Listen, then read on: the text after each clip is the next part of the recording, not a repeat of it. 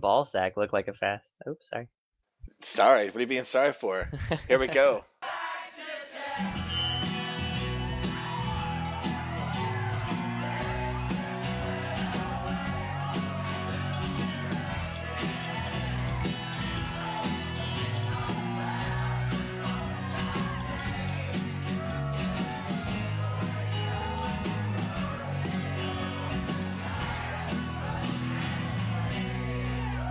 Another LoneHammer is in session. I'm your host, Randy Glenn, and with me as always, Jeff Swan, how's it going, guys? good, good. And who else? Do we have Cox in the house? Yeah, you got a mouthful of cocks. Yeah, mouthful. And we have two special guests tonight. We have one West Coast Slimeball, one Mr. Johnny Crass.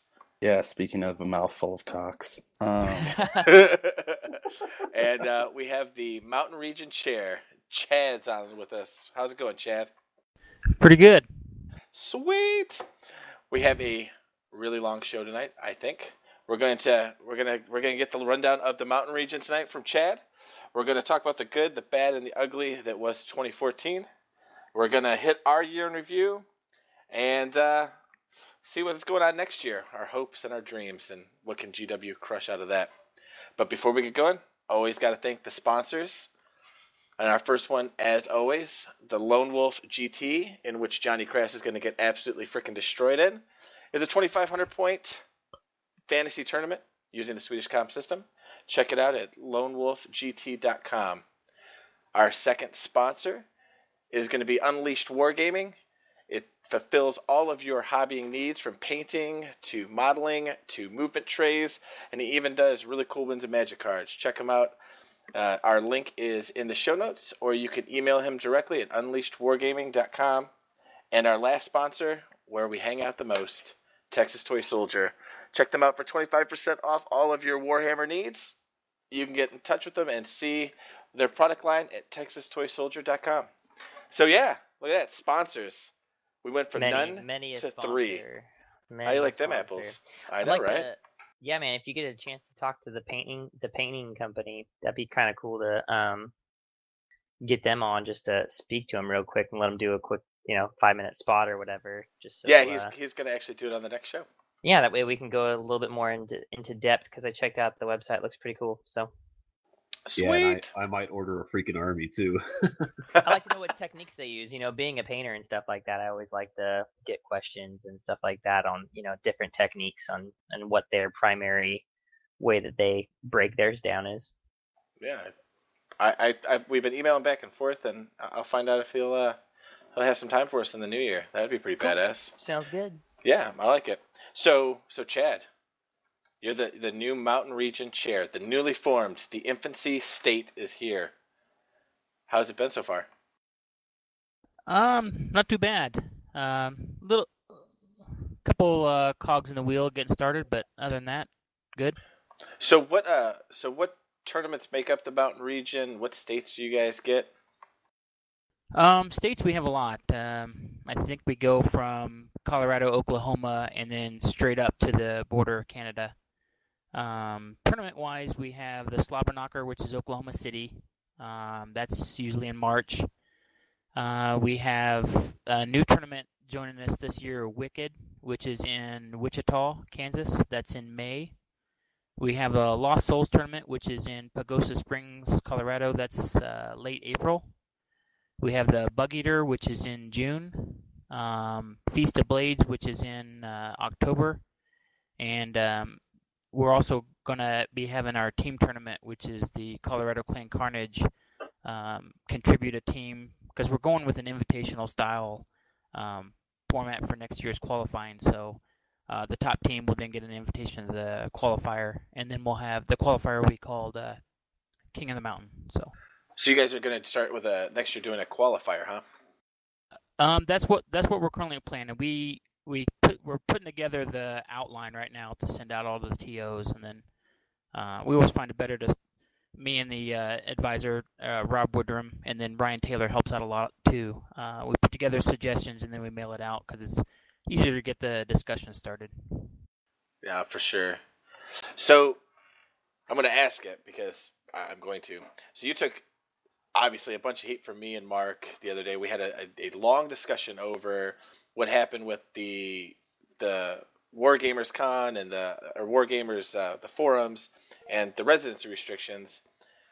How did that come to pass, and what, like, how does that all shake out so that everybody kind of gets a grip of it once and for all? Because once you explained this to me and Mark, we were like, oh, okay, I get what you're saying, man. But it doesn't ever get siphoned down enough. You know what I mean? Yeah, absolutely.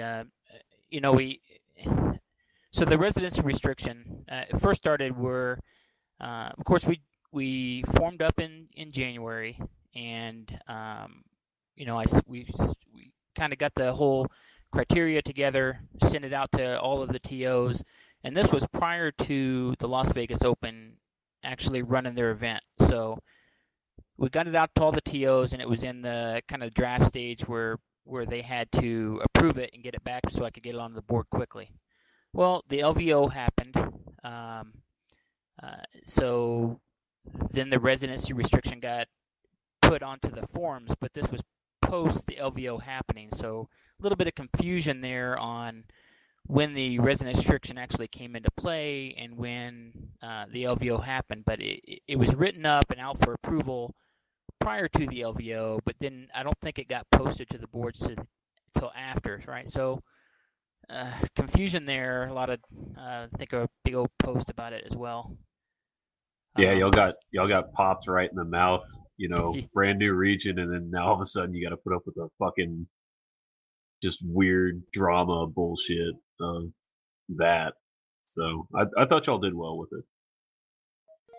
it. So once that came out, right, it's a big old thread started, right, and it turns out that when the mountain region formed, I was contacted, communicating back and forth with Jerry, saying, hey, we'd like to start up the mountain region to cover these tournaments that aren't covered, right? So I contacted the LVO. They didn't know anything about the mountain region or about the U.S. Masters.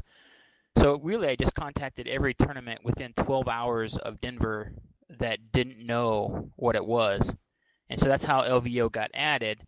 But once we were added and we started going through the people who were actually from the mountain region who attended that tournament, the number of residents was actually fairly low. So when the U.S. Masters map came out, which I think April maybe, Nevada was placed into the West Coast region. So talking with Mike Hengel, it was like, and Jerry's like, okay, this makes sense. We don't have a lot of mountain region residents there. It's a long way for the people from our tournaments on the east side of our region. So let's just go ahead and get it in the West Coast. Let's get these people who, finished at the top invited to the West Coast Invitational, and should be all good.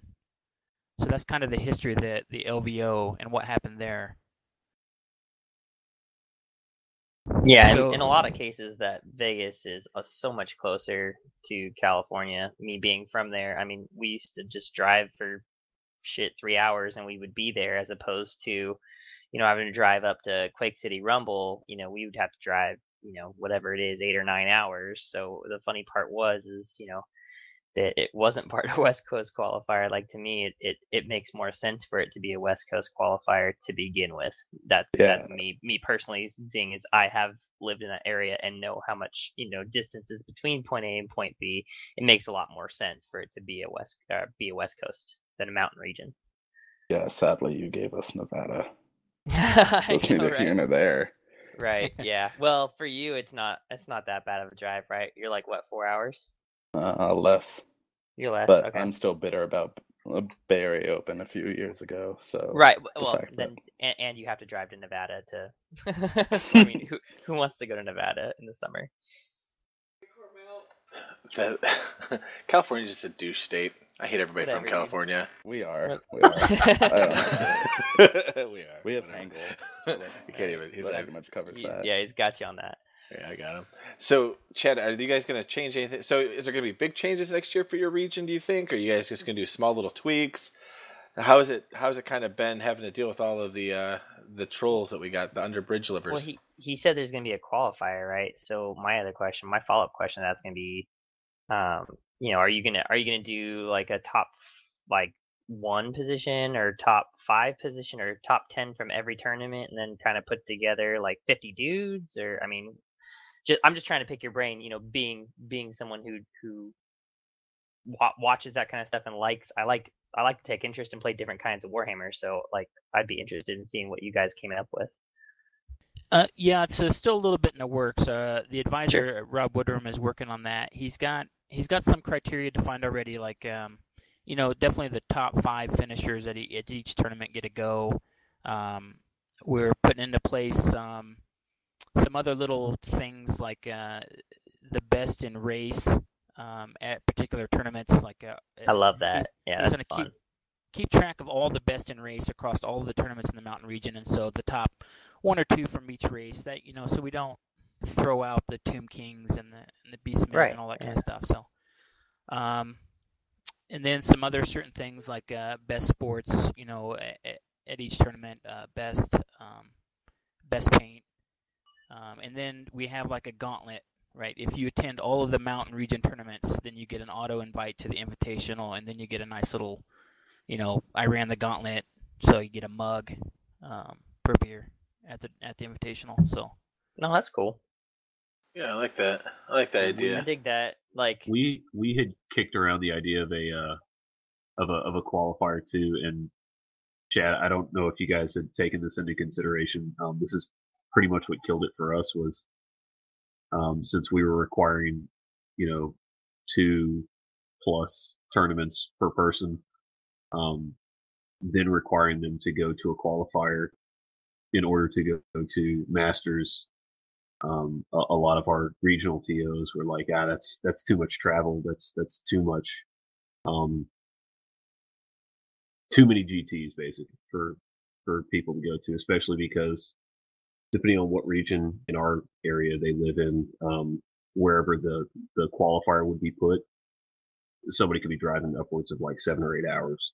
And so we were like, you know what, we'll go straight percentage. But I love the idea of the Masters qualifying tournament. I like that the West Coast does it, and I think you guys are gonna have a lot of fun with it, especially that whole racial thing is a great idea. That's something that I don't think anybody's considered yet, and it's a really good play because if you can get a lot of variety out of a team, you can up your chances of going into the Masters and shocking the rest of the field. Because I don't recall any Tomb Kings being there last year, so there could have been a distinct advantage if somebody brought just the right type of Tomb Kings army. Yeah, what the point you raised about the geographics of it is a good one. It's something that we wrestle with, right? Because our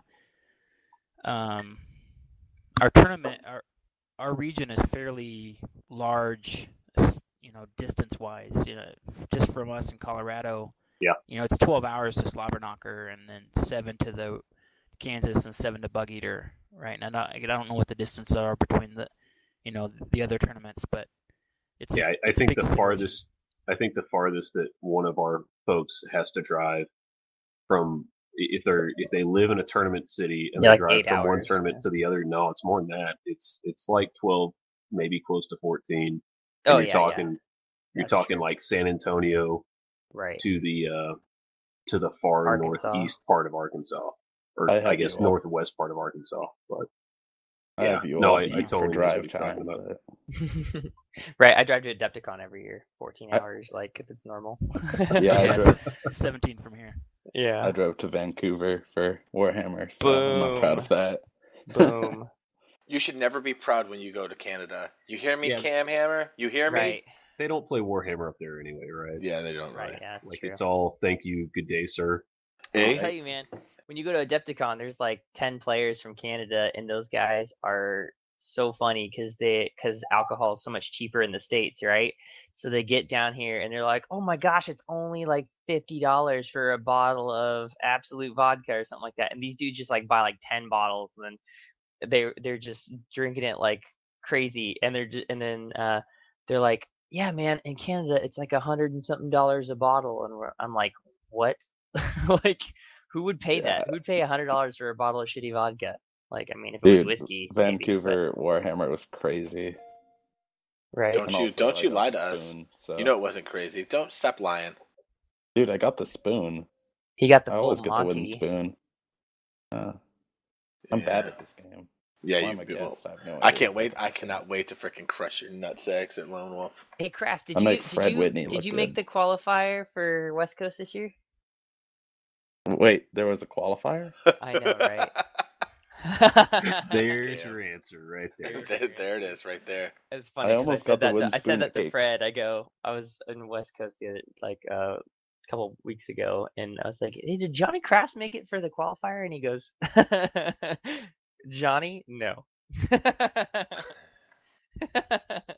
So I think I've lost, like, come in the bottom quarter in every single, like, West Coast tournament I've been to in 2014, and I've been to, like, 4 or 5. yeah, well, we're gonna talk about your horrible Warhammer play in a second.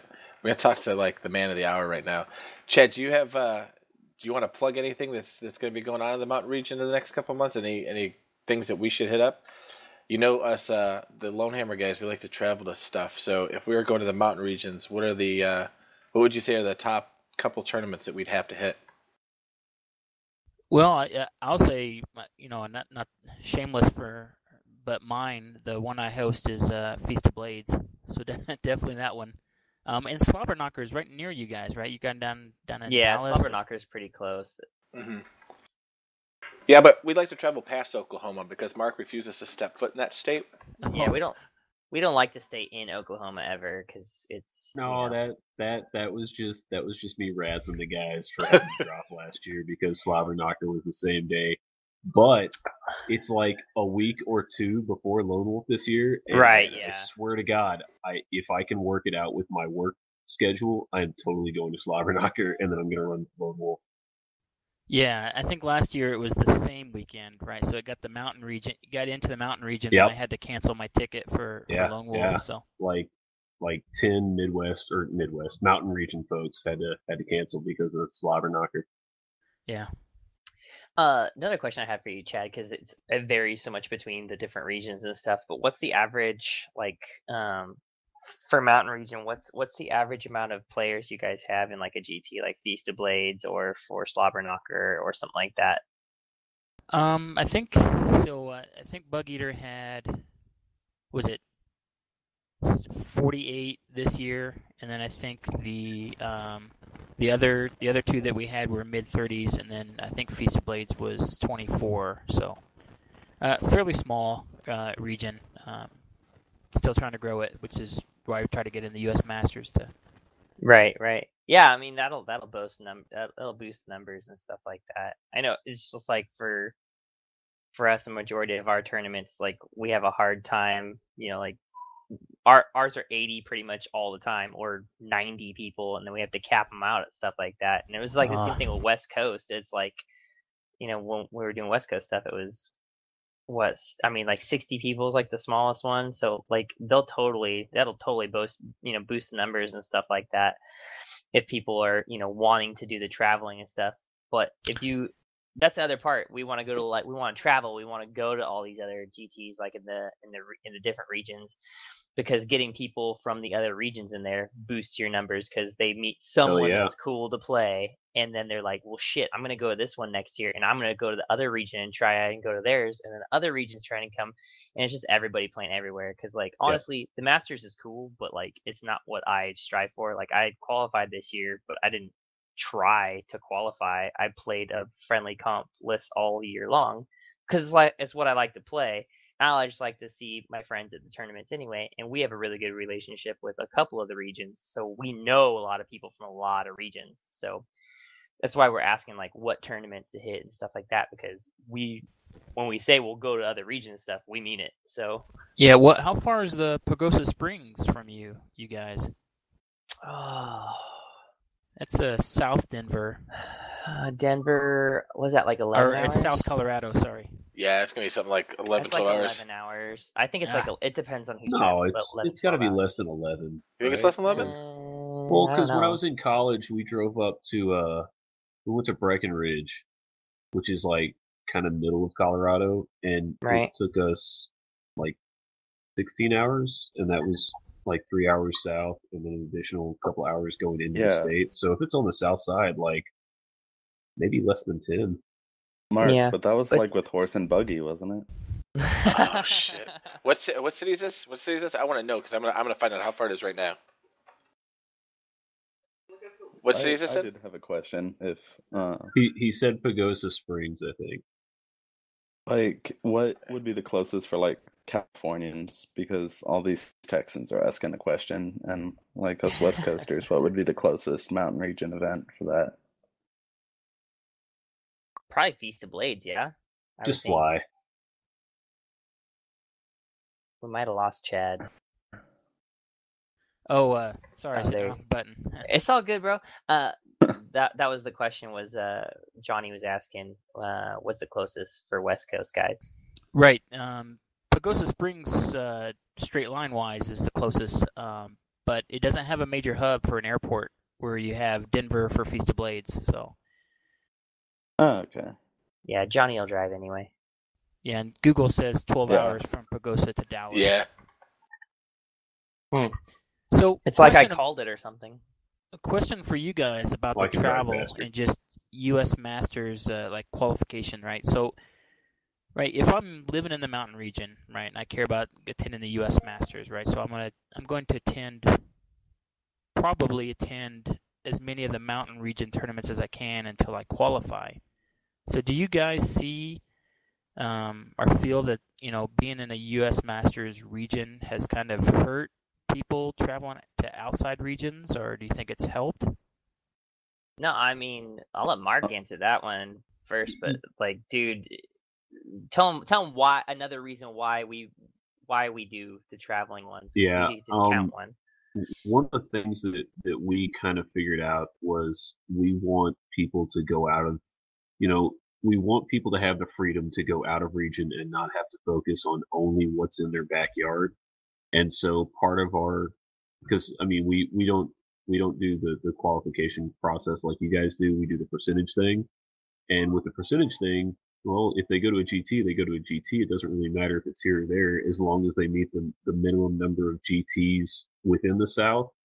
Then we let them count one of their out of region GTs. So like one of our qualifiers this year, Hayne went up and got third overall at Blood in the Sun, and because he did so well up there, he got to supplant one of his scoring percentages for the qualification process to make the South Masters team. So that's kind of how we encourage our players to get out and about, so that they're not having to go, okay, well, I've got to nail 2 or 3 in-region tournaments, or 4 or 5, depending on how well I do, and then I can focus on going out of region. We give them kind of the freedom to do a couple in region, and then, all right, if you do really well out of region, we're going to count it. Right. We'll let it play, and so that way we don't have to worry about other players going to try and poach spots, which, Right. I'm not trying to make any sort of allegations there. I just it gets a little weird when you get in that situation, where players are cross multiplying into like 4 or 5 different regions, and you're like, okay, well, where do they qualify and whose qualification comes up? And that's more of like the situation that happened with the Mid-Atlantic and the Pacific Northwest, where they had that guy who qualified in 2 spots and then had to make a choice, and because of the way that they had a math error or something, he ended up fixing it. But it was a weird scenario. Yeah. So yeah, I think that's it's kind only of how we gonna- encourage. So we let people, we let people go out of region, but we count it for an in region. And so I think that's how it's we only going encourage to matter them. when I think it's only going to matter when I win Lone Wolf. So don't worry about it. Well, since you're not a resident, we don't have to worry about you being on our team. And we would never let you represent us. You understand me? You Hey, fucking you know little what, though? dwarf. Johnny, if you get West Coast to be like, hey, by the way, I want to count this towards one of my scores, then it would count, Dude. man. Come on, then you get to come here every year. Ooh, This see? year, I'm going to Yeah, win. you should totally I'm gonna strong win arm bits. Hengel doing that. Yeah, I'm sure that'll work Win great. bits.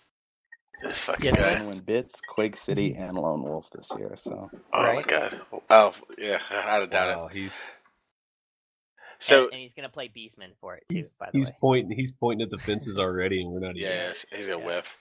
So Chad, before we let you go, since it's your tournament, shameless plug. If somebody wants to see the results of Feast of Blades, if they want to sign up for Feast of Blades, if they want to see what's going on, how would they see all that information? I don't have Feast of Blades is part of a bigger convention. Okay. Obviously, cool. it's got the 40K, it's got Infinity, it's got War Machine. it's like a it's con. got a whole bunch of different things. Yeah. So I don't run the convention myself. I just run the Feast of Blades portion of it, and so I don't control the website in order to post results or put what I want on there. Right. The guy who does that, he kind of just asks me, "Hey, what do you want on there? What do you want? Where's your tournament pack, et cetera, et cetera." I provide him. I just put it on Google Drive, and then he puts links up and all the information that he wants. Currently, all that's empty for 2015, so I don't know. It's not posted. I don't think any of the results for Feast of Blades from last year have been posted. But So do you sign up on that website? Yeah. Yes. What's the website, and when does sign up usually kind of open? So sign up usually opens in roughly about May, June. And what I've done is I've created my own kind of website, and I called it mountainregionwarhammer.com. So what that does is it's going to have, and it currently does, because I worked on it just this last week, but it has all the tournaments that make up the mountain region, a little expert, little verbiage about each one of them, and then a link to their specific website. When they are, here's their website so you can sign up, et cetera, et cetera. It's going to have our qualification criteria on it for next year. It's going to have all of this different stuff for King of the Mountain, how who's qualified so far, and how you qualify. So all that'll be on there as well. Oh, it's cool, man. I've got it pulled up right now. One more thing, Sweet. Chad. In general, when you guys are scoring your tournaments and stuff, just because I like to ask everybody this, do you guys put a percentage value towards painting and sportsmanship, or are you guys one of those regions that's majority of battle points are what we care about, not really so much the paint and sportsmanship? Well, we do have paint and sportsmanship, Right. but they're not as heavily judged as in other regions. Like our sportsmanship is a plain thumbs up, thumbs down, right? Okay. And if you have a thumbs down, then you explain why, right? And so everybody starts out with a default 25 points, say, if it's a 5-game tournament. Very Masters-esque. And then you lose 5 points for each thumbs down. Sure. And of course, and then painting, we have a rubric that we stole from Bug Eater for Feast of Blades that we run as well. And so it's got, I think, a maximum of 30 points, and then we take paint score up to 25 as a cap for the best overall judging. Okay. But then the best painted, of course, it goes all the way to 30. Gotcha. Okay, cool. I was just I like to hear how other people do it every now and then. Yeah, I like it. So, anything else, Chad, before we let you get back to enjoying your Friday night? Well, yeah, I'll go ahead and explain the Feast of Blades thing, since that was kind of a big question lately on the Twitterverse. The Twitterverse, I love it. I love that. I'm stealing that word. So, Feast of Blades, it's the last tournament of the Mountain Region circuit. So, like I said, we had 24 people. We had a whole bunch of I think we had 8 external and then 16 internal. Again, small region. But when I moved from Illinois, there was nothing. So Rob and I, who've been running it, steadily and slowly growing it. So. But anyway, we ran this tournament, and at the end of the tournament, we started going through the Mountain Region residents, right? And I think there were 5 that had already qualified in our travel group, had already qualified via other tournaments, whether Slobberknocker or Lost Souls. 4 of them had, and then 1 we extended an invite from Feast of Blades. And so then we went down through the rest of the mountain region residents, and for whatever various reasons, right? Cost, getting time off work, interest, or just avoiding the drama. That's kind of killed it for a couple of the people out here. We went through all the mountain region residents, and then no one wanted to attend that wasn't already attending. So Rob and I and Ryan tried to come up with an idea of what we could do to what do we do now, right? Because we didn't think about this.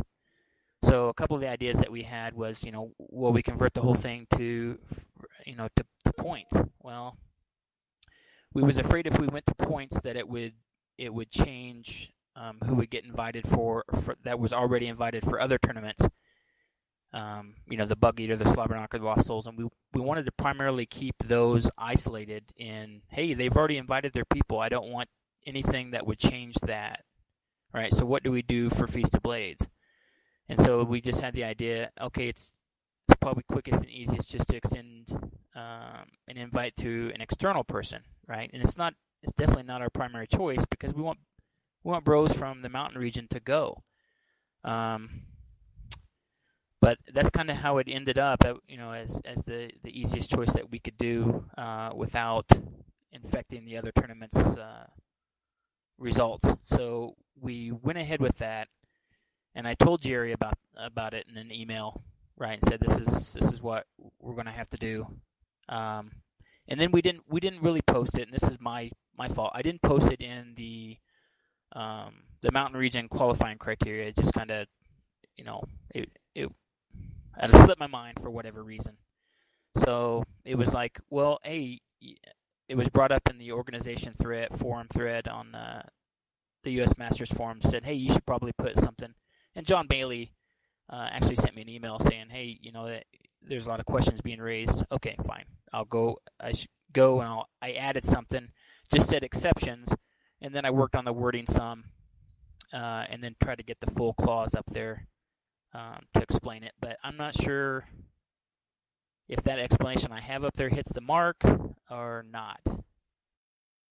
But that's how it went down. I think you would have gotten the same kind of flack if you had jumped over to the percentage points thing too. Just because that would have been a drastic change too. So I see where you were at. You were kind of up against the wall there, man, and there just wasn't a whole lot of good scenarios to outcome with that. Well, that and in his defense, I mean, it's a new region. They don't have, the 80, 90 players we have every GT and stuff like that too. Or, maybe on top of that, like, I can totally, 100% see how someone would just be like, Masters? Nah, it's not for me. I'd rather go do a tournament that's going to be for fun and drinking beer. That's what I'm going to make Masters, but that doesn't mean that everybody else is going to make it. You know what I mean? Dude, that's exactly how I felt last year looking at all the threads and stuff. I was like, I don't know why I'm going to this thing. I'm going to regret this. And I'm glad I went because it was amazing. Right. Yeah, totally. But it's going to be one of those things that, all these guys from the mountain region are going to have to go to. They're going to have to be like, oh my gosh, I had such a great time. And they got 2 of our South players that are going to be there, but I think they've got 8 or 7 or whatever guys from Mountain Region. They're going to be at the Mountain Region GTs next year, and hopefully they're going to have a great time at Masters this year, and then they're going to tell everybody what a great time they had.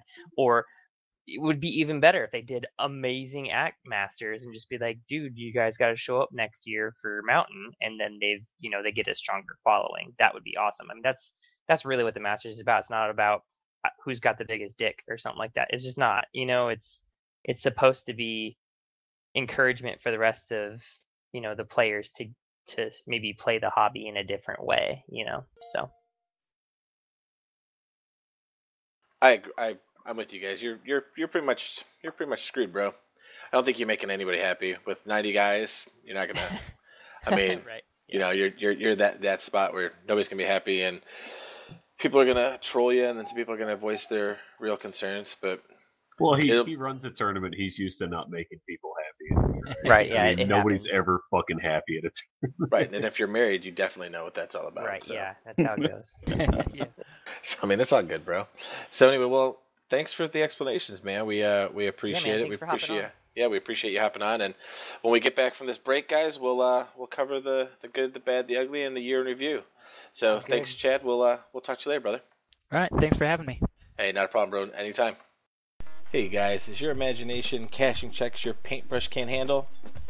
You needing a new model just to finish off the existing army you have? Or maybe you want a whole new army to start the brand new year? Well, look no further, because Metalhead Minis has got your back. They'll take care of all your full commission painting needs, consignment, sales, and they even do a little bit of distribution. So if you're looking for a company in the new year to help you with your new or existing army, go ahead and look to metalheadminis.com or give them a call at 505-859-2858 and tell them that Randy sent you. And we're back. And I really can't fucking stand you people sometimes. Oh my God, shut up. What do you mean by you people? Yeah, what do do you you people? Yeah, blonde It hair, means blue eyes. exactly what you think it means, you cracker. It's because I'm Oh. white. I think you're just complaining about that fart. Oh my God, you're talking again? Dude, that was your fiance, and that was like a long time ago. That's true, it was. So if it's still in the air, then you've got to go to a doctor. No, I just snuck one through before Randy started recording. Oh my So- God. So random. I have a rat ogre in front of me. That I know that's random, but what do you think about that new armored rat ogre thing there, Mark? I haven't seen the rules yet, but I'm I haven't excited either, to hear but them. I got a little hobby chub for it, man. Hold on a second. Did I sent you guys out a list of topics? Was this on the list? Hey, I'm making it a list, bitch. So Son of a bitch. I literally have just a Island of Blood rat ogre that I'm just staring at right now. That's super. They're great models. I love them. God, it's a good Love those model, models. man. I just wish they were Something- any good. Something I'm really excited for is that Vermin Lord, which we'll cover later, is going to make an Right? awesome Doom Bull. Now I can use my forge. Make an awesome Doom Bull. Dude, cut his face up a little bit, and he's going to be a sick Doom Bull. He's Cut huge. those stupid I don't ones need off. that What face. the fuck is going on? What? With Oh my God. tentacles. Tentacles. Yeah. Excellent. But we had a topic, right? All right, We- go ahead, Randy. We might have had a This topic. in. I don't know. It might have Go been just ahead, completely go fucking ahead. derailed. We'll derail No, it later no. again. Go ahead. No, I was no. looking at And we're this back. sweet model. And we're back. Derailed. And we're back. So the year in review. Should we do our year in review? Every other podcast does a year in review for GW, Sure. but I don't Might give a as well rat's hop on ass. that train. I mean, Yeah, I don't care about shit, GW. Like I listened to 6 of them today. I want to listen to you guys' year in review. What did you guys do this year as pertaining to Everything. Can I hobby? go first? Chris, You can go Chris, first. you Johnny? on a different Yes, I should go podcast. first. As our guest, you can go first, but we reserve the right to kick you out of the channel and off the show if you say something retarded. Oh, crap. Yep, there it goes. Anything. And the Don't- pressure's on. And go. For like a year in review, for me, Yeah. that would be like tournaments and then hobby, Sure, right? go Or for is it, it dude. looking back It's all at good. this? This is Look your back 5 at the whole year, whatever you want to do, man. What did you do at the beginning of the year, and then like what were you doing, man? Tell us. The beginning of the year started off with Chaos Dwarves because I'm good at Warhammer and I I enjoy love Chaos having people Dwarves, have man. fun in games. I love him. Played Saws, lost really hard at Saws.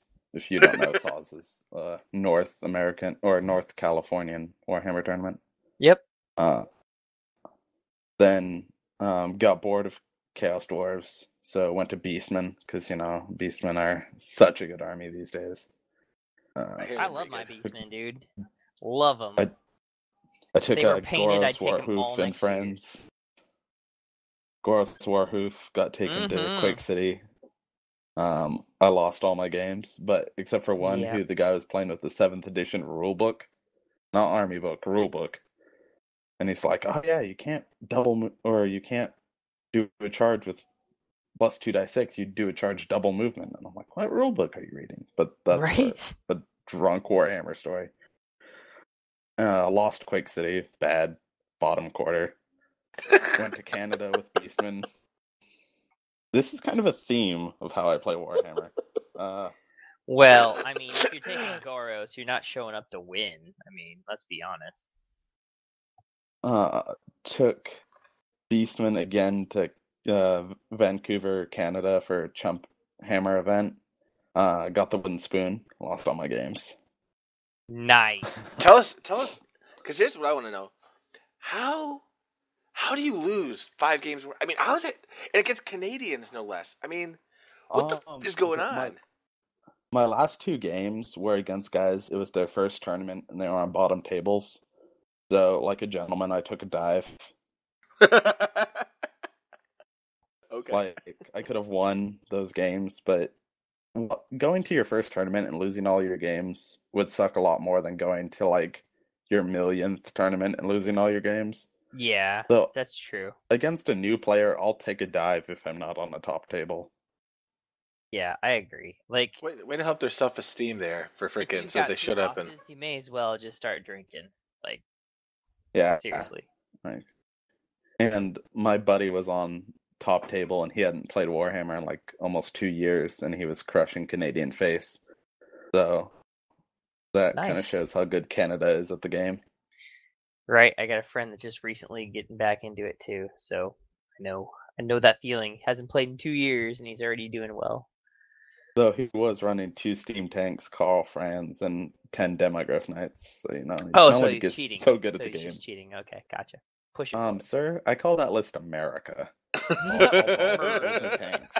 This is General Lee's list. America. And then that was pretty much like the tournaments. Is I just came, I saw, I lost. As for hobby, painted about 4,000 points of Beastman this year. Yikes! And when I paint, I have to resculpt models because I'm a spaz. Yeah. Well, and they're beastmen. So resculpting the metal minotaurs sucks. Yep. And then since Nagash dropped, I've painted 3,000 points of undead, and I've got Nagash on my table right now. You have all metal minotaurs, the old schools? I have 24 metal minotaur. I was gonna say, man, if you need more, I switched over to plastics. I don't need more of those. I got the old BSB one still.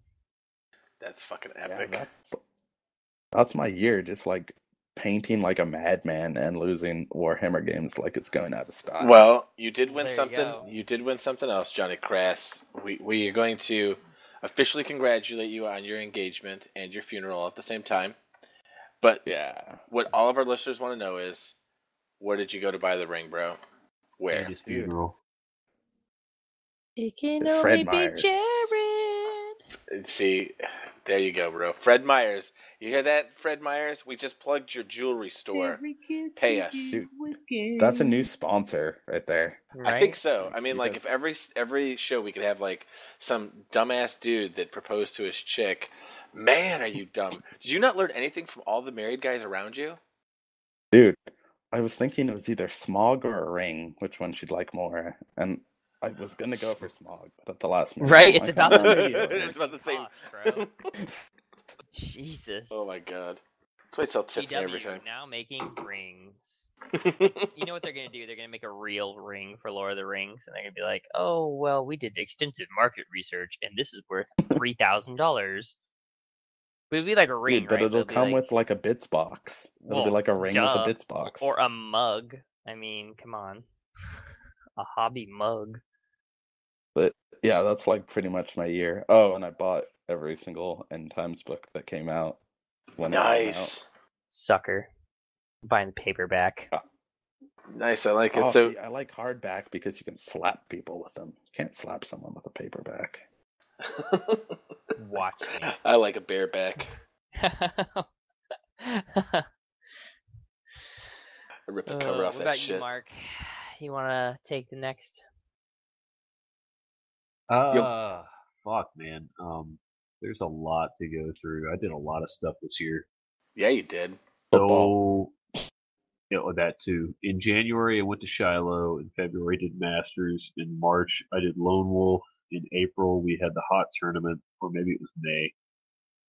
And then in June, we did the Austin Tournament and Bits. And then in August, I did Bayou. September, I did Rock Wars. October, I did Alamo. November, we did the Meat Shank. And in December, we had the Toys Tournament. So I have been to like 12 tournaments in 11 months. And I had a skip month. So it's been a really fun Warhammer year. Oh shit, I totally forgot about QCR. So QCR is in the mix there too. I think that was July. So yeah. Yeah, that was week after. Nice. I like it. So That's some good shit, man. The three best tournaments I would say are Alamo, QCR, and probably Rock Wars. Obviously I can't say Masters or Lone Wolf because I'm kind of biased on those 2 points. But LoneWolfGT.com. Check it out, guys. 2,500 points Swedish. We're already on the wait list. Hashtag.com. But yeah, those were my three highs. Running Lone Wolf was its own thing, so that would go in its own upper category. The lows, I mean, other than the car situation at Rock Wars, right? I don't think I really had one of those this year. It was a long weekend. It was pretty brutal, but got in the wreck, got home from the hospital at like 6 a.m. and got up and played the tournament at 8 a.m. Started feeling better by game 3, where I won. I finally won a game. Right. Nice. Yeah, that was a brutal night, dude. Oh, dude, it was terrible. The actual night getting up there, that was fun, but the car situation was stupid. Yeah. Yeah, that's my only low, was that, and then the ugly would be. We're not at the ugly yet. You can see that later. Okay. You're skipping ahead. Yeah, you know what? Those things. Okay, sorry, listen. I thought we were you guys, doing that all at once. No, okay. Listen, you guys. Follow the effing script, okay? Well, I was busy getting a fucking beer. All right. No, you know what? So it's the year review. Listening. Then we're doing the good, the bad, and the ugly, and you guys are fucking. Oh my god! I need a break. One thing. Your directions are terrible. My directions are pretty fucking bad, aren't they? Fucking Krampus all over again. Right? Oh my god, it's so fucking bad. Never again. So do you want me to go, Jeff, or do you want to go? Nah, you can go ahead, bro. All right, so my year in review. Well, I guess my whole year starts in March, I guess, because that's when I started playing Warhammer, and I went to Lone Wolf. Born again. Yeah, born again. Lone Wolf is like the AD, the BC. Yeah. So this is like AD when my models weren't even really put together, and yet I still played at Lone Wolf, which was epic. And I had never really played before, and I still did better than Johnny Crass did at a tournament. And then, Johnny's fire alarm's going off. Me out of game 3. I did not bad game you per se. I just bad gamed you on game 4. I gave you a good game vote, and then I bad gamed you afterwards. That's okay. Okay, that's how. I never officially bad gamed you, by the way. And then, let's see here. Oh, and then I learned how to put models together, and then I learned that Hellflayers were bad, and then I went to Rock Wars, and I won that one. So I think there's a direct correlation between Hellflayers and winning. Oh, and I went to Wargamers Con. I did go to that tournament as well. And Dan, you screwed me. So Dan, if you're listening to me, you screwed me. And then what else did we do, man? Oh, I went to the Alamo, and I went 3-2, and I paint like shit. And Ryan Smith rubbed my nose in my shitty painting, and it hurt my feelings. And then we did I got married. Then we did the Meat Shank tournament, and dude, like went over the best part. Your only highlight of the year, dude. My win of frickin' Rock Wars? No, your win of a lady. Come on now, man.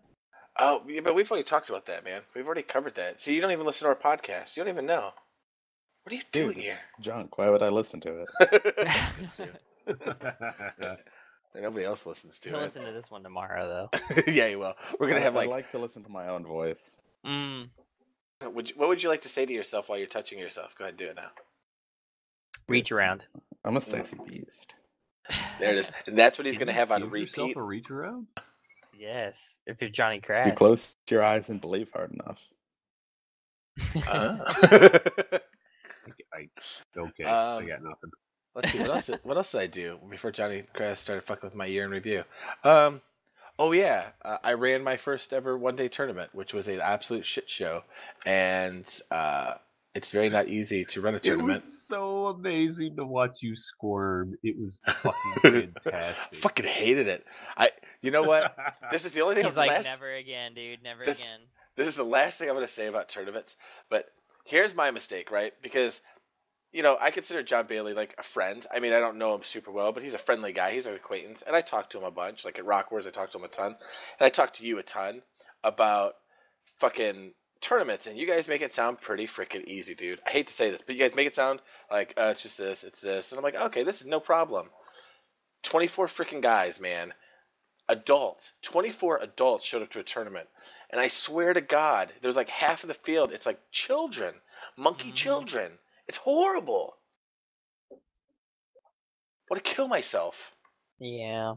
Oh, well, fuck it. So, yeah, so I ran my own tournament, and then we'll do it again next year. But the highlight of it, though, really was it was about $600 we got for charity. And I posted pictures for everybody on one of the websites of the giveaway they gave for the families that got it for Christmas presents. So it was really, really great. Yeah, it was awesome. Yeah, so that's my year in review. And I guess on to you, Jeff. I gotta be honest, I've been drinking. So good. Good. Let's see, good. Good was... We're not on the good yet. It's your whole year in review. We're not doing that bit yet. God damn it. Nobody listens. Well, I do. Just do it all at once. It's the way to do it. I don't want to do it that way. You know what? You do it then. You take charge. Well, take charge. I tried to, and somebody shut me down. So if I shut you down, you obviously weren't in charge. Okay, so here's my whole year. I never said I was in charge. And then we go to good, bad, and ugly? I'm confused. It's going to loop back to me, and then it's going to loop back up to you. Okay, here we go. There's a line. Whole year. Are we ready? Let's see here. I guess it started with Lone Wolf this year. Did pretty well. Brought my Skaven down. Didn't get any sports votes because people hate Skaven for some reason. Did well there. Took a top 10. I think it took like 7th or 8th.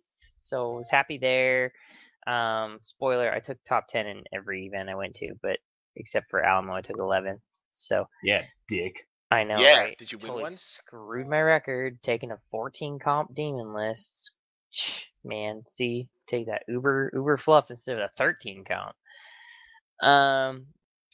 So we did that. Went to Adepticon. Took my buddy Mike Dieter up there for his first time for Adepticon. All of us other Dread Moon guys, we kind of go every year. That's always a great trip. If you haven't gone to Adepticon, highly recommend it. We won't be out there this year, but there's a high likelihood we'll be there next year. Unfortunately, Adepticon changed their date, and it just interrupts with the exact same dates of Lone Wolf, so we won't be there this year. But if you're up that way and you haven't been there, highly recommend it. Hit up Adepticon. That's always a fun tournament. I think I took top 15 there out of 200 guys. Why are you not going to Adepticon this year? Because Lone Wolf is the same day. That's right. LoneWolfGT.com, 2,500 point fantasy tournament. Oh my gosh, subliminal message. Hashtag Lone Wolf. Hey, right? we gotta plug our sponsors, bro. Whatever chance we get. Then it was just everywhere after that. I mean, I think the only South GT I didn't hit this year was Shiloh. It's just not my scene. If I have to choose between Shiloh and Rock Wars, sorry, it's gonna be Rock Wars. Hayden Bailey runs a great tournament. That was probably my second most fun tournament for the year, and I will 100% be returning next year for Rock Wars. So Hayden, thanks for running a great tournament. Had a great time there. I think it took 7th or 8th place there. Me and Mark were off by 1 point. We both took Skaven list, which is hard to do in a room full of people who hate Skaven. Other than that, the rest of the year I ran Demons. Demons for Bayou, took the best sports overall, and did well there, 3rd place overall. And then where we go after that, I guess Alamo, which was a great tournament. Just all in all, pretty good tournament year. I set my goals for top 10 like I usually do, and executed that pretty much every single time, except I took 11th at Alamo, but I'll take that because I got some best paint awards this year, and that's something I've been striving for. I've been really working on my paint stuff because I think I'm a pretty good painter, but I'd like to be an amazing painter. Like, I'd like people to just be like, "Oh my god, your shit's tight." So I would just next year my goal is to take a best sports and a best paint. I don't care how I do in battle. So that's my year-end predictions, and that's what I'd like to see next year. So is that good, bad, and ugly now? No, well, we're going good, bad, ugly now, right? Yeah, now we start that. Yeah. It was just the whole year, right? Randy? Did I do that wrong? What's that? No, you did great. You did great. No, you did great. I'm just drinking my beer, and no, I'm talking. Listen. I'm busy working here, picking up another sponsor. Okay, well. Is that okay, guys? I'll allow it. Thank you. Johnny Crass Industries will not sponsor you, Randy. You don't have any industries. You have nothing. You're the king of nothing. .corp. Johnny Crass, are you staying with us, or are you getting tacos? I was gonna do my good, bad, and ugly, and then I've got to go eat some burnt tacos. Go do it, bro. Sounds good, bro. So we're gonna do Johnny Crass's good, bad, and ugly, and then we're gonna take a break. Sounds good. So good, bad, and ugly. It's 3 good, 3 bad, 3 ugly. Correct. Sure. So 3 good in order is definitely N times Glotkin. That's number 3. N times Kane is number 2, and then times Nagash is number 3 for good. It's what it's done to the Warhammer scene. It's just what? Yeah, man, that's California. 3-2-1, man.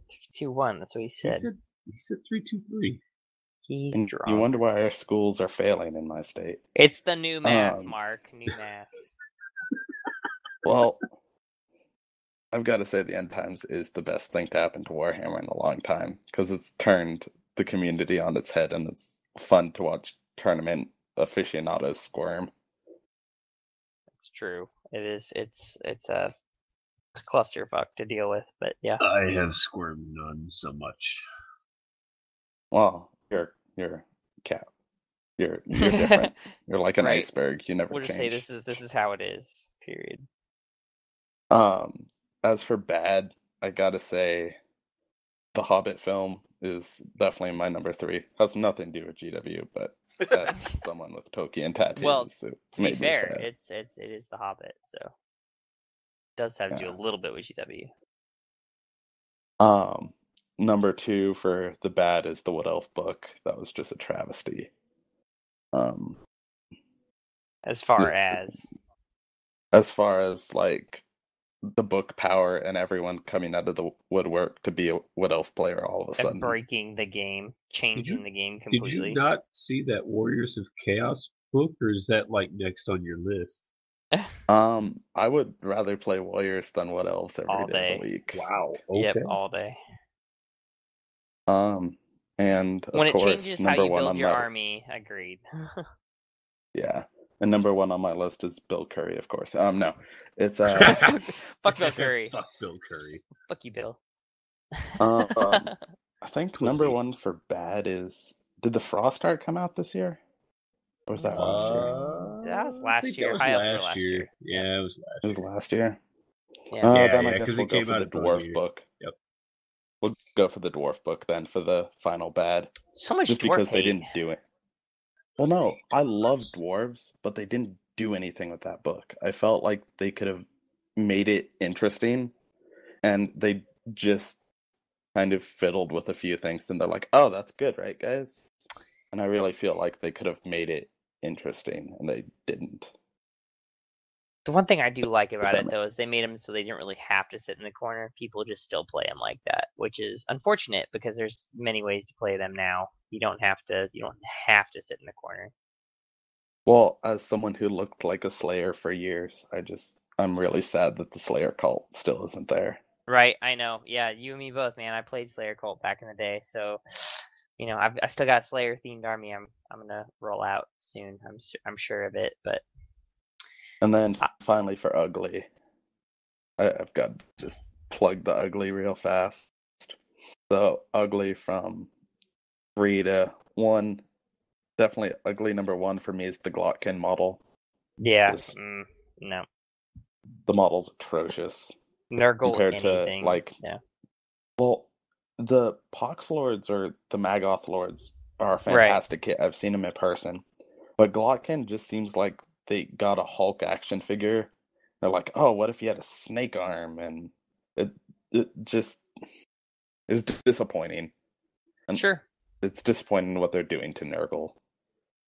Because Nurgle needs more models. You didn't know Because that? Nurgle needs more love, right? Nurgle needs more shit. Unfortunately, we didn't see enough of that on the tournament scene as it was. Yeah, definitely. I mean, who plays runs Nurgle? Beasts? That's a fluff choice. Right. Soft. Ugly number 2. Even though this was years and years ago, it's still going to be in my top 3 ugly models of all time, and I'll bring it up every year, is the Demonette kit. Totally agree. I have all the old school medals, man. I have 80 of them. I would 100% agree with you on the plastics. Terrible. Yeah, I'm sitting on 31 Diaz ones, and I'm like, why would I ever buy plastic Demonettes? Nope. Totally agree, bro. And then definitely number 1 is, if you've never seen it before, it's definitely worth the sight, and that's Mark Cox's Skaven Army. No, not really. I love your army, man. Gonna shit all over your walls. But I don't really, as far as like ugly things, I don't like being that much of a downer. So like on fantasy, I love fantasy and everything about it. So for my number 1 true ugly thing, I'm gonna say the entire 40K game in line. Nice. Well played, sir. Well played. Oh, nice. I missed on the year-end review that I kind of want to brag about, that I completely forgot about, is I went to one Malifaux tournament at the beginning of this year, and I got banned for being a rules grump and actually reading rules. I got banned from my local scene. And since rules then, are annoying. My scene has become all rules grumps.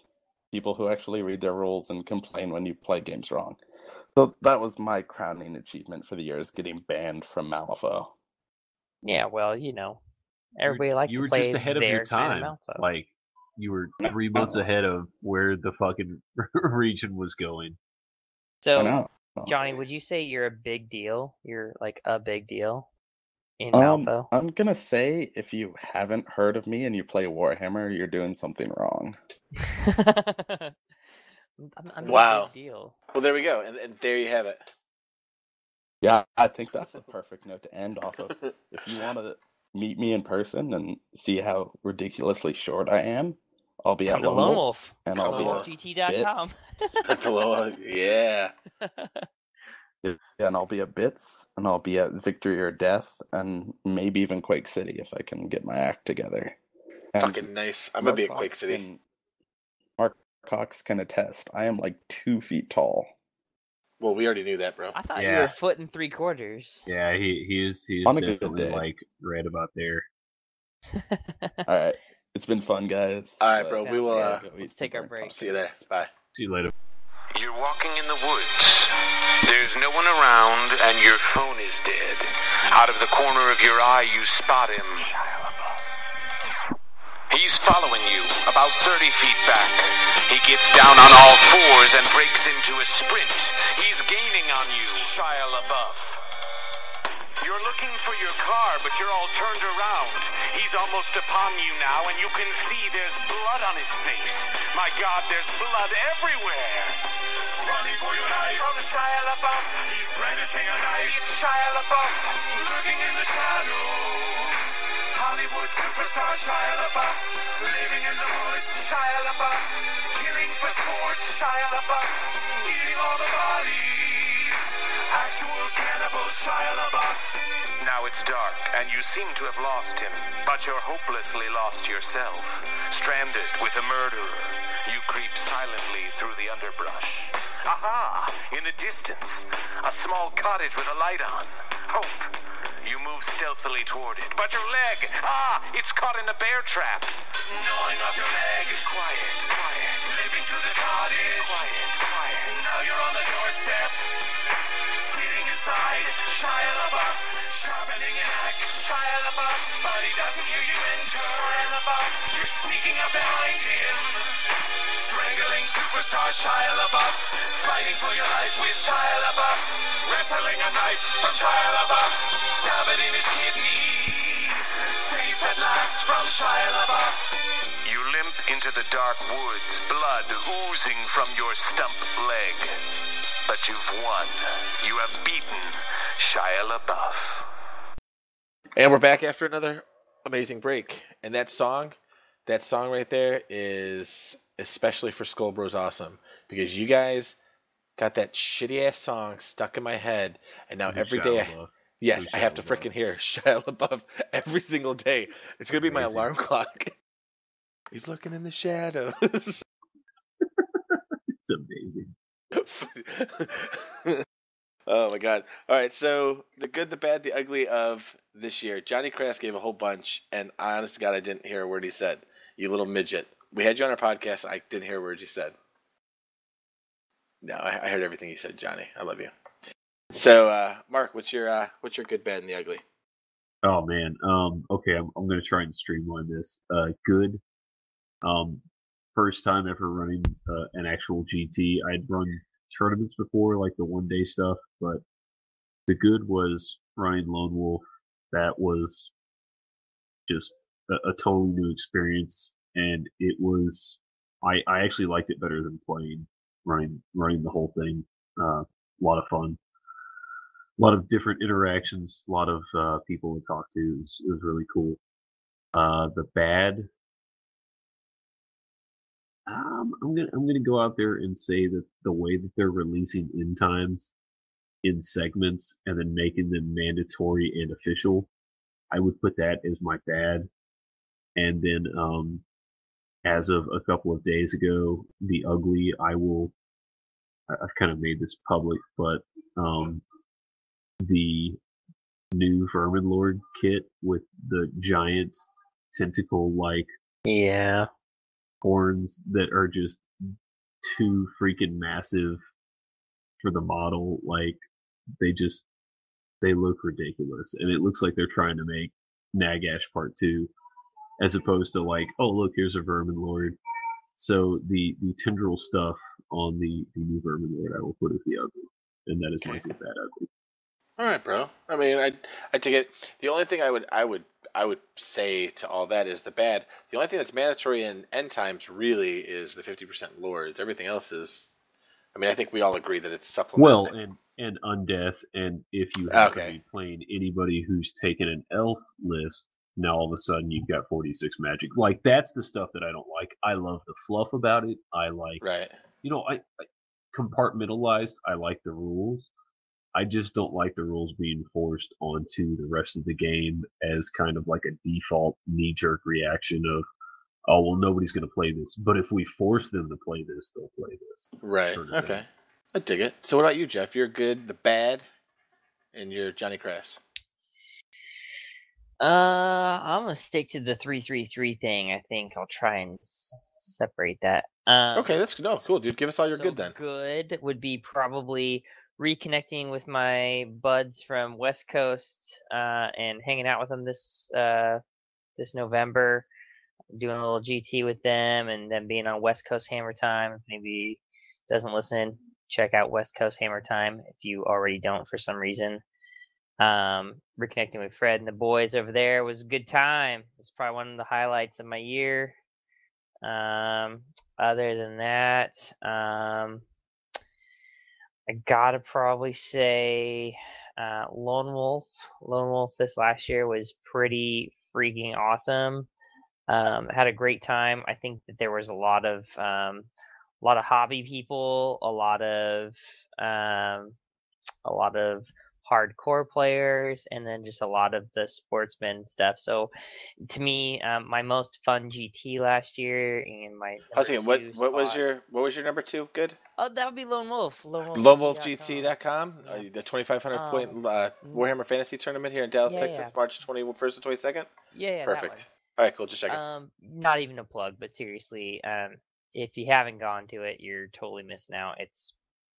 I would say it's the tournament to go to in the South, and nothing against, Alamo is a very, very close second. Had a great time at Bayou and Rock Wars and all those, but it's my local GT. I'm going to be a little bit more, favorable to it, but I really did have a really great time at it.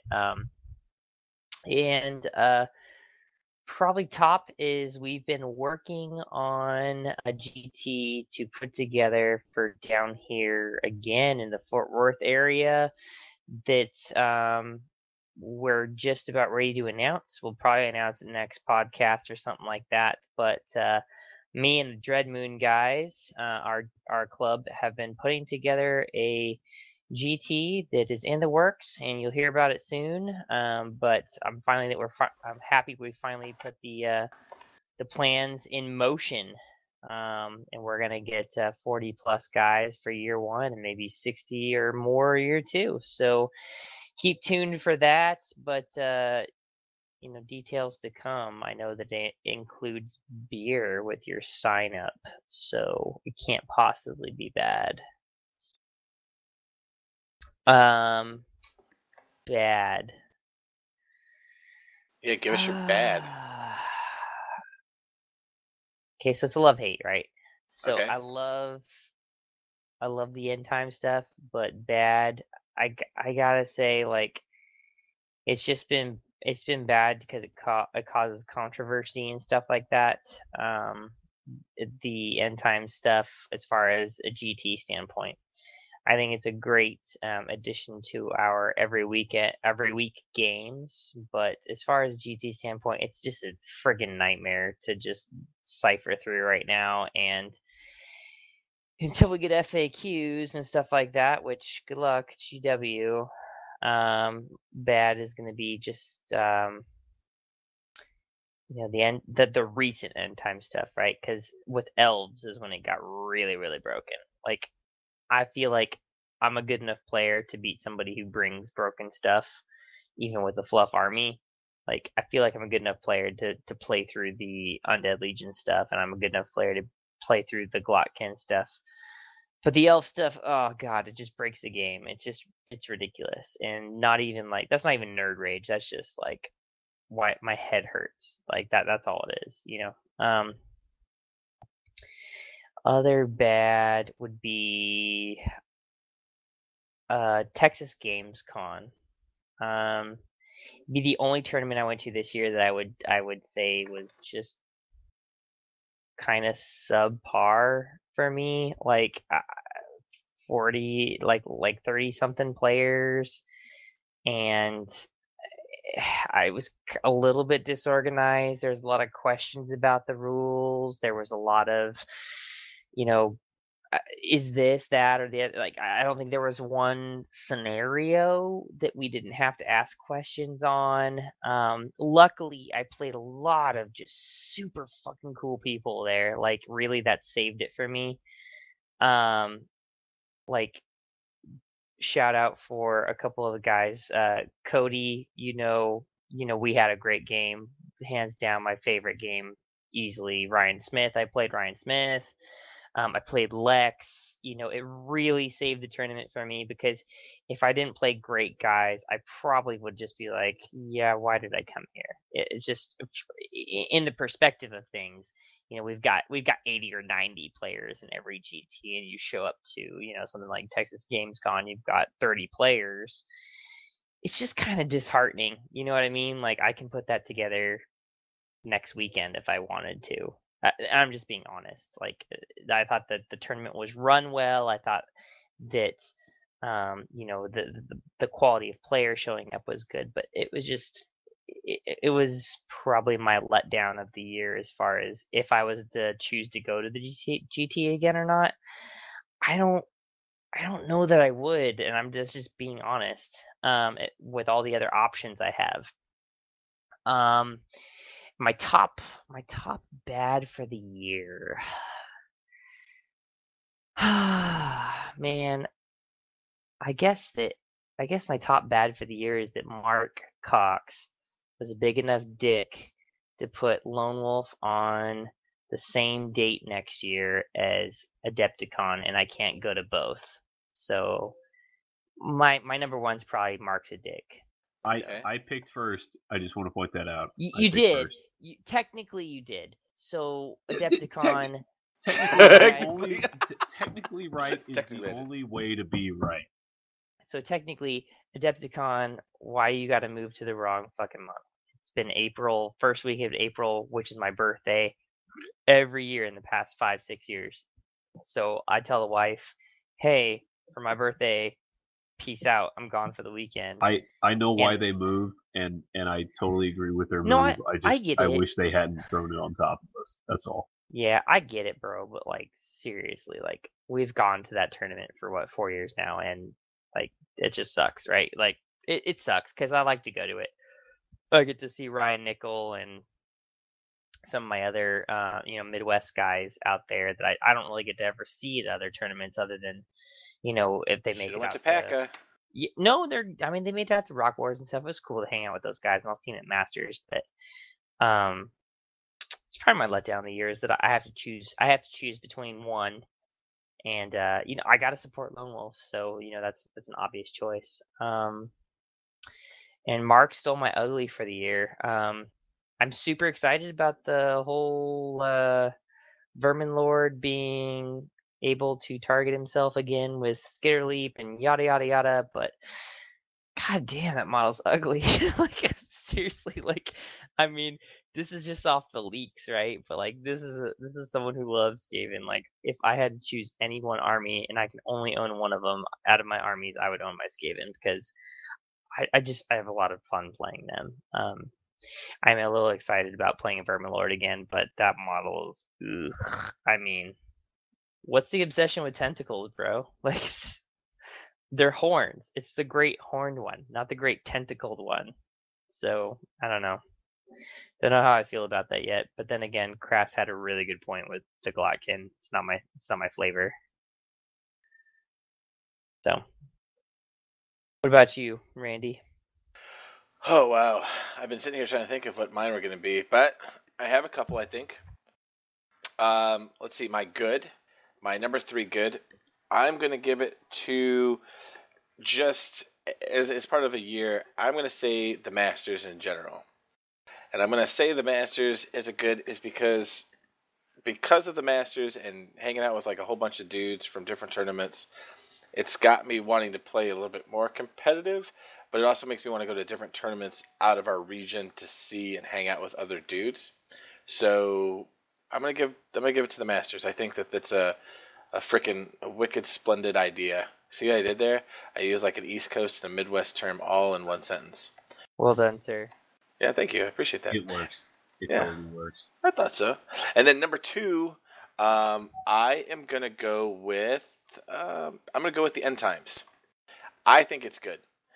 I think it's good because I like to change it up a lot with Warhammer. I get bored quite easy to a certain degree, and when I play with our group Dreadmoon, it's usually a little bit funner games, less competitive, and everybody seems to bust out weird shit.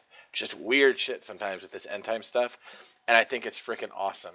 It reminds me of like Rock Wars and people just taking the most off-the-wall junk, and you're just like, what the hell does that do? And you're like, oh, this is fucking cool. Okay, cool, yeah. And my number 1 is gonna be me winning a GT. What? Yes, ladies and gentlemen, I'm not going to Masters, but I won a GT. So it's okay. We're all equally as shocked. Everybody is. And somewhere somebody's like screaming at their freaking iPhone or at their computer going, you fucking douchebag, you didn't win shit, I hate you. So, yeah, whatever. F off. I'm number 1. Let's see, my bads. I don't have a lot of bads. I'm going to be honest. I can't think of a ton of bads because I don't know. I've only been playing Warhammer really competitively for this year. So, but my bad, my number 3 in bads is going to be the Masters. Because Well It's- played, sir. You son Well of a played. bitch. listen, as Well great played. as the Masters is, and I think it's an epic idea, I'm just going to say it and come out. I'll be critical when it needs to be critical, and I'll be a fanboy when you need to be a fanboy, and I'm going to be both. But the shit needs to get put together properly. It's obnoxious on how I can't, like, the words aren't even right for it. Like snagglyfoo, like I don't have the word. Okay, Jerry runs a great tournament, and I've said it before on the Daily Show. Jerry, this idea is epic.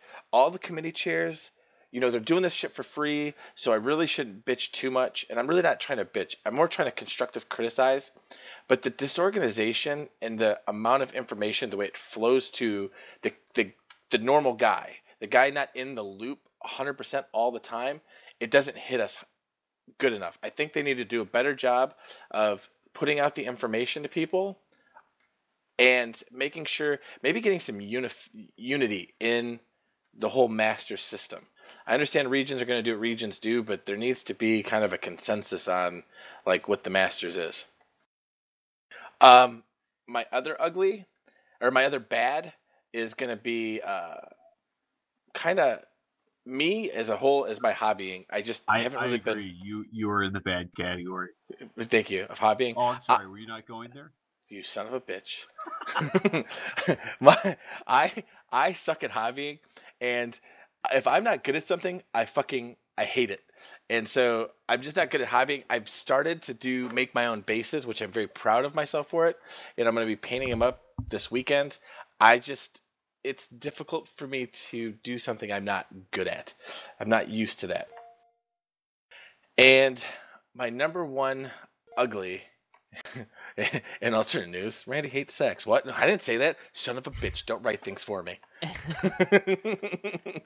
I like how he mutes his microphone now whenever he's typing, so we don't hear Thor typing. Thor the Magnificent. Yeah. You know what? I'm gonna take this bad and I'm gonna turn this into a good. I want 4 goods and 2 bads. I hate things in Okay, bad. I'll give you another good. I got another good for you. No, I'm not gonna do another bad. I'm gonna do 1 good. So my other good is gonna be our podcast. I am very happy with the way it's been turning out and how many people have actually downloaded it. It's actually kind of surprising that anybody would want to hear any of us babble about Warhammer. So thank you to everybody that listens and subscribes and all that good stuff. I still contend that there is an autistic kid just hitting it over and over again with a keyboard who likes to hit the LoneHammer button, like the like button. Yeah. He's hit the Texas flag. His parents showed him the Texas flag, and he's like, ooh, ooh, ooh. I mean, I would do that. I do that in my free time, but for sure. So before I forget, I'm gonna add another like for mine. So all you guys who are looking for, you fuckers are up to like 4 likes. Hey, I did No, 4 likes and fuck 2 you. bads. I was I'm keeping on it 1. across. Jeff's the No. one interrupting shit. Whatever, it's cool. All right, no, well, I get another you one after chose you, to have Jeff. one, motherfucker. I get another one. Okay, so well then you'll jump on this train. Believe me, you're gonna choose a beer too. All right, so likes for beers of the year. My favorite beer of the year. How about that? I think that's a good segment. Let's do that. Do All what? right. So. Do I get to finish my ugly? Do I get to finish my No, ugly before let you me go off just on say this real You quick wanted because to you're add on likes. No, I get another like. All right, so it's you guys. You guys who are looking for a good Hefeweizen. I like Hefs. So I like Hefs. whatever. WASATCH Brewery. They have a they have an apricot Hefeweizen. You like It's that? fucking delicious, bro. Dude. Like it's so good. Welcome to the Oh Beer my Hammer God. podcast, where we'll be discussing your favorite beers for the next hour and a half. That's my favorite beer of the year. I always have I one. gave once that to a year. Lindsay and she hated it. And she I love loves it. that shit. I love it. It's good. If you like Hefs and apricot, do it. Sorry. Go ahead, Randy. I had. Oh, thank you. So my 1 ugly is being interrupted during my fucking segments by douchebaggy people named Humble by Jeff. assholes. Right? Son of a bitch. My ugly is going to be the Masters.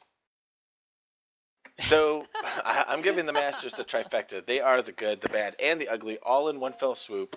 Well played. The ugly should be my army. Okay, that's Yeah, the number ugly 2. is your My army. army is pretty fucking ugly, but you know what? You can suck my booty hole. You can just Still using lacquer paint.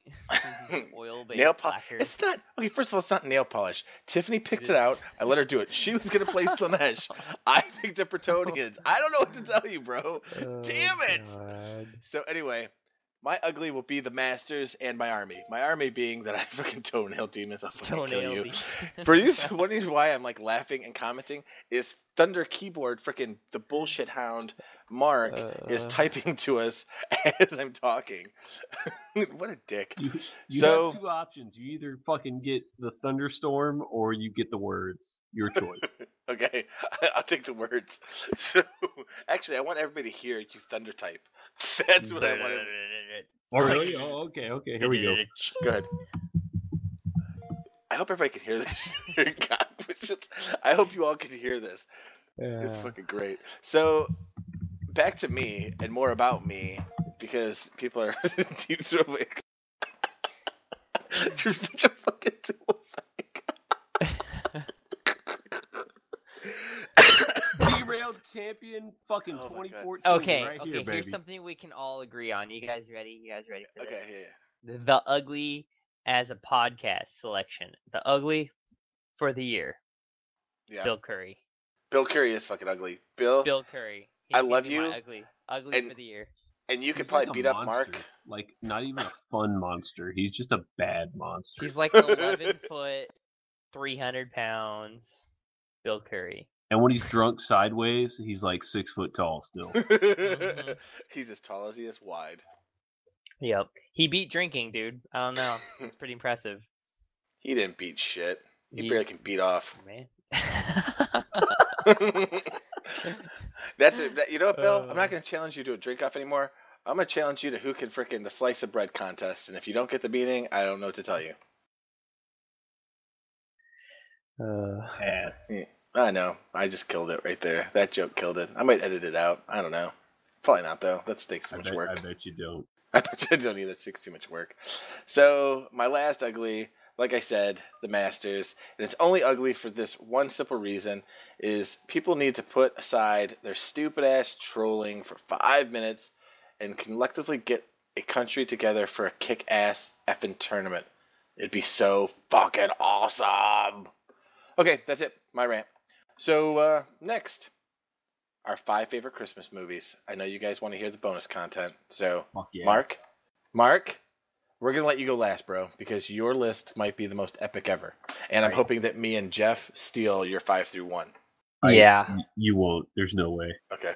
I don't know, man. You may grab like one, but you're not going to get all 5. Oh, I'll grab it. Okay. Might All be right, go two. ahead. Maybe Jeff, two. you go first, bro. You want me to go first? Oh, Yeah. man, that's really nice Go of you. first. Okay, so Hey. I'm going to be a That weird... means Randy's not prepared. That's what All right, that Maybe. All right, here we He's go. on IMDb right now.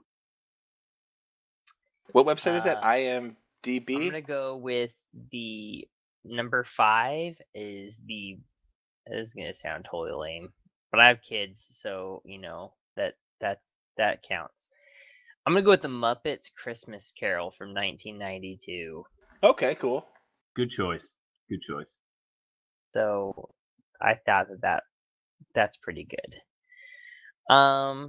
My number 4 would have to be the Nightmare Before Christmas, Tim Burton's Nightmare Before Christmas. Fred Whitney did a whole army based off of it, and I've kind of loved it ever since. So dig that. I don't know if this counts, but it has it in the title, so I'm gonna say Reindeer Games for my number 3. My number There's no way you guys are getting any of my shit. no. No, not picking What? fucking reindeer games. Come on, man! It has reindeer in it Let's hear it. Let's hear why. Why do you like Ben Affleck? because it's got Ben Affleck and Matthew. Why am I blanking on his name? I've been drinking. Anyways, number 2 is Elf. Love Elf. Elf Also a is good choice. something that I have to watch every single Christmas year because my wife puts it on at Thanksgiving every single year and says, "It's Christmas!" And I was like, there's still turkey on the table, so no. And my number one is A Christmas Vacation. The Griswolds, man. Like, how... I don't know if you guys can beat that, man. I mean, like, how are you gonna beat Christmas Vacation? You got the Griswolds, like, I don't know, man. I don't know if you're gonna be able to beat that. They got your ass beat. You got him. You haven't beat. You haven't I beat. don't know, man. Chevy Chase, bro. Does Lethal Weapon count as a Christmas movie? Yes, no, it does. No, Is that on your No, list? No, wait. it You're doesn't. thinking of Die Hard. And Die No. Hard. Yes, I could do Die Hard too, but is Die Hard a Christmas movie? No, Die Hard is at because Christmas. I had fucking Or is that two? Home Alone on for one of them, and I Oh, was that like, was fucking terrible. Yeah, Home you Alone can't. is not a great movie. No, I don't know if you could do that. All right, so my number one is Christmas Vacation because I must have seen that movie 120 times, so that's got to be my favorite, hands down. That's not a bad list. I don't think it's like a horrible list. It's not a great list, but it's Stop all right. googling top 50 Christmas movies, Randy. Do they have a list like that? I don't know. But Yeah, it would be yeah, funny they if do. they did. Really? Yeah, you're not gonna nail them. They have a top 50 Christmas list? The best Christmas movies of all time. They do have it. Holy moly. Oh, okay. All right, well, I do actually have a list. I actually wrote it down, Mark. You're a douchebag. So, my number 5 is going to be Miracle on 34th Street. But Lame. I'm going with the original. You can say lame all you want. You picked the Muppets, so you get nothing. So I'm taking the 1947 version because I think it's a lot better. Frog. Kermit the Frog. I will agree with Jeff on one movie, National Lampoon's Christmas Vacation. It's fucking hilarious. It's just so freaking funny. My number 3 choice is A Charlie Brown Christmas. Ooh. 1965. All right. Old school. Christmas is not complete until you see Charlie Brown's pathetic ass tree fall over because of one ornament. I'm sorry. It's just, that's awesome. Doesn't really make a lot of sense, does it? It you know what, it doesn't, but I actually own the entire Peanuts collection for all the movies that they've ever done, the cartoon specials, so I have like the 60s and 70s, so it's badass. My number 2 movie is going to be the classic It's a Wonderful Life, because you have to have that movie. I don't know how else to say it. And my number 1 movie, I'm going to surprise, I think, both of you, because I think you both think I'm going to say A Christmas Story, but I'm not, because that movie. It's not that good. After seeing it on for 24 straight hours, I kind of hate that movie. Yeah, you get fed up with it real quick. Like, that movie. I've choked out. Like, I think it took me 1 year to watch it a couple times. I'm like, Jesus fucking Christ! You go one place, you go to the next, and you're like, this movie's still on, and it's on this part again. Oh my god! It's on like 3 channels too, man. Yeah, I know. It's 3 ridiculous. channels, so you can catch it at any point if you. My wife's dad like watches it literally back to back to. No, I can't. No. Shit, no, TV, it'll just keep going. That's grounds for divorce, bro. That's grounds. So my number one, my number 1 Christmas movie of all time, and I'm with Jeff because I'm doing this based off of my childhood, is The Grinch Who Stole Christmas, the cartoon from 1966. All right, yeah, I'll give you that. I told Tiffany the other day, because I worked the 3 nights before Christmas, and then Christmas we were busy, and I was sleeping because trying to recover from working. But Christmas, it's not Christmas until you see The Grinch. For me, it's not. And if I ever have kids, God help everybody in the world, I will make them watch that movie. So yeah, there we go. That's awesome, man. You actually between the two of you nailed 3 of them. Yeah. And I would like to add that Jeff, you did absolutely fucking nothing in that last round. It was all Randy. Randy carried the team on that one. How did I know? Boom. So I think this matches up. My number 5 was Miracle on 34th Street, and the cool thing about this movie is it starts on Thanksgiving. Yeah. And like you, Randy, I like the older version better. I don't like the old school, or I don't like the old man Jurassic Park in there. I like the old black and white Natalie Yep. Wood. So much better. But it starts on Thanksgiving, so as soon as Thanksgiving hits, like you can start rolling that movie because it starts on Thanksgiving. So that rolls you into your Christmas mood. And then number 4 for me was Scrooged. Okay. Yeah. It's a great take on the old Christmas Carol movie, and you've got all these 1980s hit comics of their time, and just you've got all these personalities crammed in there, and everybody's making appearances, and you've got fucking Bobcat Goldthwait running around with a shotgun. So Yeah. how can you beat that? Number 3, like Randy, I went with the Grinches. I went with them as like a combined movie. You've got your classic cartoon, and then I really do like the Jim Carrey version because he does such a great homage to what the cartoon does.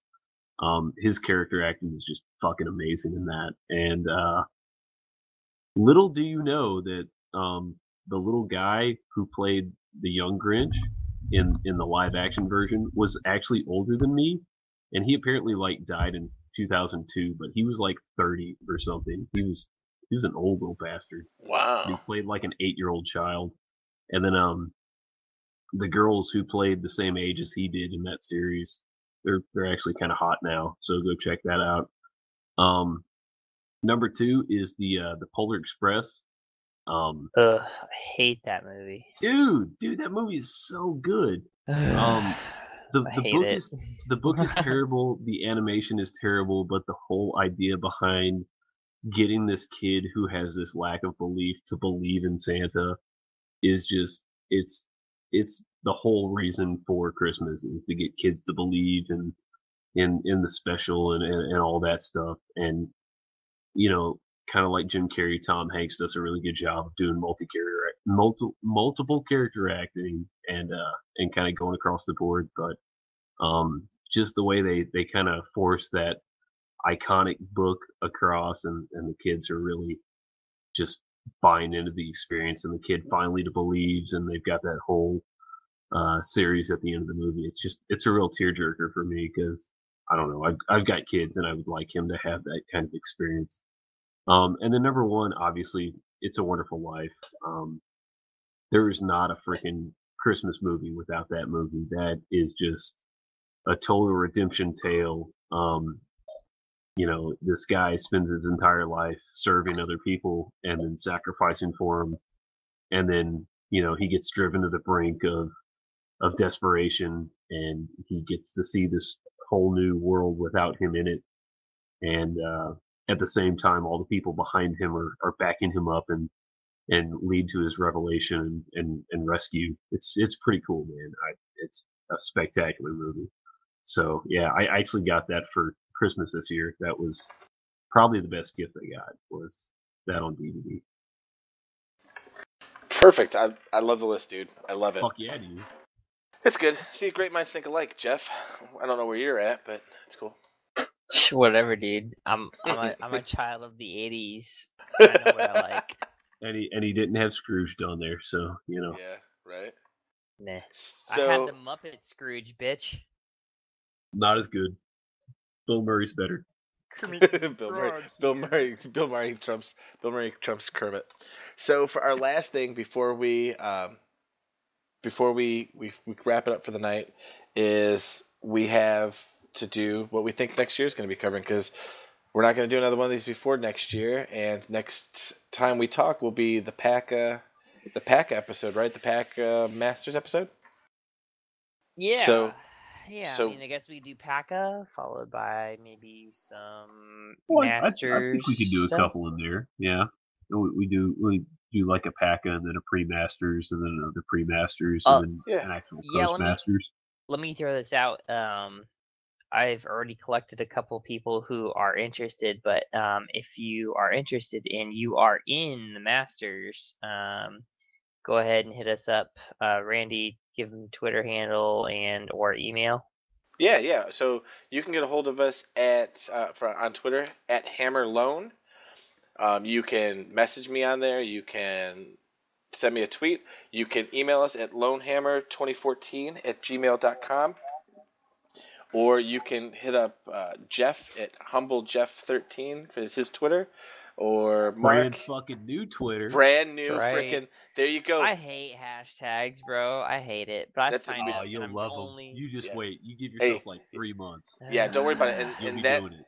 and he did that because Big Dick Dan Lindley. I only did it because Dan Lindley, dude. And we say Big Dick out of irony, by the way. He's I'm only somewhere using it for right Warhammer stuff. So get a hold of us, and you can always get a hold of Mark, and he is at Cap AMR05, right? 05. Perfect. I knew I got that right. So go ahead and tweet us, get a hold of us, let us know what your availability is.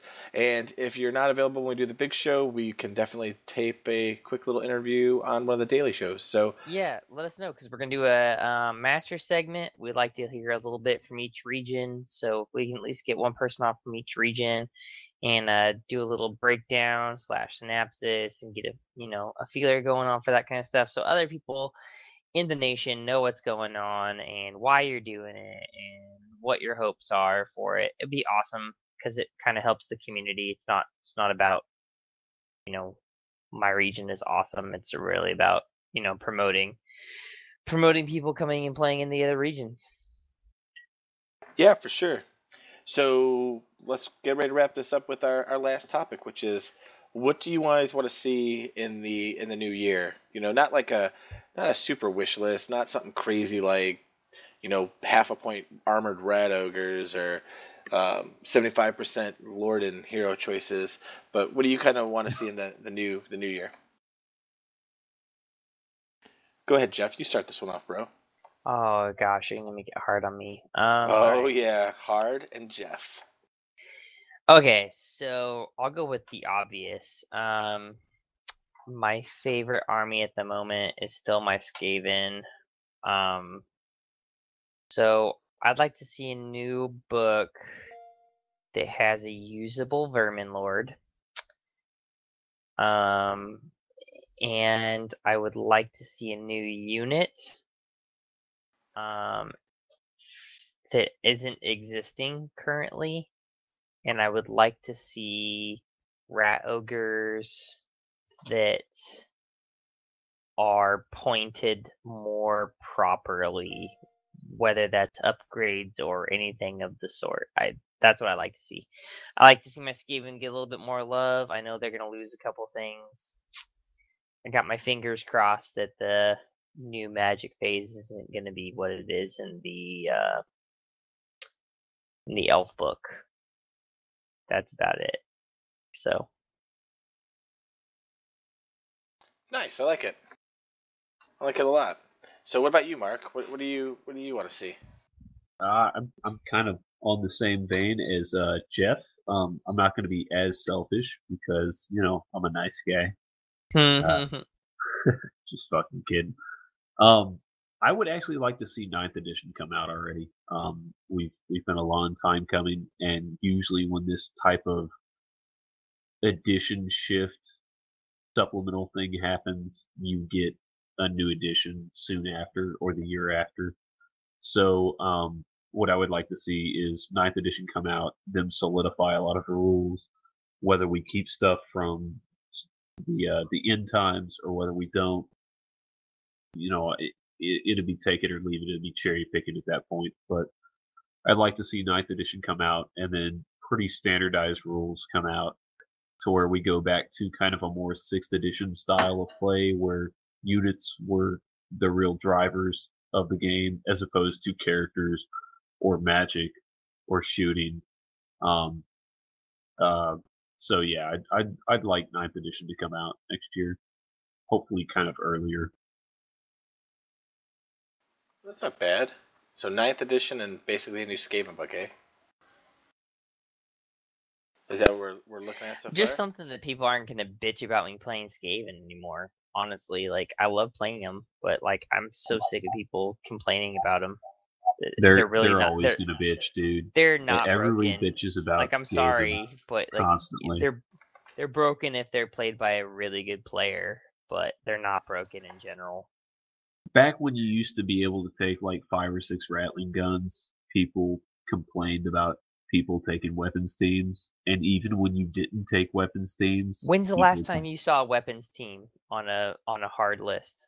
Well, I'm Ever. talking about like people complained about Skaven before this last book, No, I get it. I'm just and the saying. major complaint there was like, oh, rattling guns are broken. And if you had more than 2 rattling guns or more than 1 rattling gun, like people would bust your ass on comp. So people have always hated Skaven, and I get why. Like they changed the rules on a lot of the phases, and that's why people hate it.